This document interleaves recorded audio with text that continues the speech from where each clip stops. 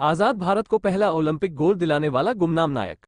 देश को ओलंपिक खेलों में 3 बार स्वर्ण पदक दिलाने वाले बलबीर सिंह आजाद भारत की स्वर्णिम पहचान बने थे। 1948 ओलंपिक में जब भारत ने गोल्ड अपने नाम किया तो ये स्वतंत्र भारत का पहला ओलंपिक गोल्ड मेडल था। भारतीय हॉकी की बात करें तो जहन में सबसे पहले आता है वो सुनहरा दौर जब 1928 से 1960 तक भारतीय मेंस हॉकी टीम ने ओलंपिक में लगातार 6 खिताब जीते और दुनिया भर में देश को गौरवान्वित किया। इतिहास गवाह है कि भारत ने हॉकी को और हॉकी ने भारत को बहुत ही पसंद किया है। हॉकी के कई ऐसे खिलाड़ी भी हुए जिनकी काबिलियत और कौशल को देखकर आलोचक भी प्रशंसक बन जाते थे और हर कोई उनका दीवाना हो गया था। भारतीय मेंस हॉकी टीम में ऐसे ही एक खिलाड़ी थे बलबीर सिंह दोसांझ, जिन्होंने अपने देश की मिट्टी को खून और पसीना दिया और हॉकी में मिली हर जीत के बराबरी के हिस्सेदार भी रहे। लोग उन्हें बलबीर सिंह सीनियर के नाम से जानते हैं। गोल्ड की हैट्रिक, हॉकी के दिग्गज बलबीर सिंह सीनियर को अब तक का सबसे अच्छा सेंटर फॉरवर्ड खिलाड़ी माना जाता है। 1948, 1952 और 1956 में भारतीय हॉकी टीम की ओलंपिक गोल्ड की दूसरी हैट्रिक के बाद उनके खेल कौशल ने देश को कई बार खुशियां मनाने का अवसर दिया और आज़ादी के बाद के वर्षों में एक अलग पहचान बनाने में मदद की। पंजाब में एक स्वतंत्रता सेनानी करम कौर और दलीप सिंह दोसांझ के घर जन्मे बलबीर सिंह ने अपने पिता को बहुत कम ही घर पर देखा था। उनके पिता कभी आज़ादी की लड़ाई में शामिल होते तो कभी जेल में दिन गुजार रहे होते थे। ये कहना गलत नहीं होगा कि बलबीर सिंह के खून में ही देश की सेवा करना था।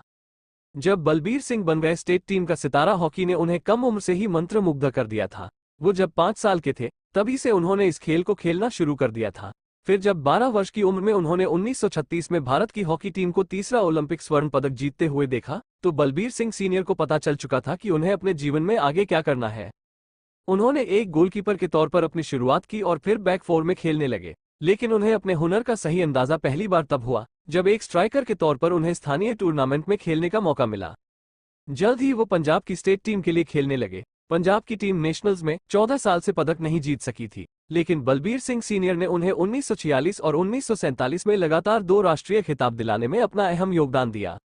देश के लिए खेलना सबसे बड़ी खुशी। 1932 में पहली बार उन्हें लंदन ओलंपिक के लिए चुना गया और इसमें बलबीर सिंह ने 2 मैच खेलते हुए 8 गोल करके खुद को साबित कर दिया। इस अनुभव को उन्होंने बहुत ही खास बताया है। एक इंटरव्यू में बात करते हुए उन्होंने कहा, जब मैंने वेम्बली में तिरंगा फहराया तो मैं खुशी से झूम उठा। देश के लिए खेलना मेरे जीवन की सबसे बड़ी खुशी थी। 4 साल बाद 1952 के हेलसिंकी खेलों में बलबीर सिंह सीनियर भारतीय दल के फ्लैग बियरर थे और केरी बाबू को उप कप्तान के तौर पर चुना गया था। फिनलैंड में विदेशी परिस्थितियों ने उन्हें बहुत आगे नहीं बढ़ने दिया, वो महज 9 गोल ही कर सके। फाइनल में बेहतर प्रदर्शन करने से पहले सेमीफाइनल में ग्रेट ब्रिटेन के खिलाफ उन्होंने हैट्रिक लगाए। भारत बनाम पाकिस्तान फाइनल मैच 1956 के ओलंपिक तक बलबीर सिंह सीनियर को भारतीय हॉकी टीम के कप्तान के तौर पर चुन लिया गया। बलबीर सिंह सीनियर का जादुई दाहिने हाथ में फ्रैक्चर हो गया था, जिससे ओलंपिक के फाइनल में उनके शामिल होने पर संशय बन गया।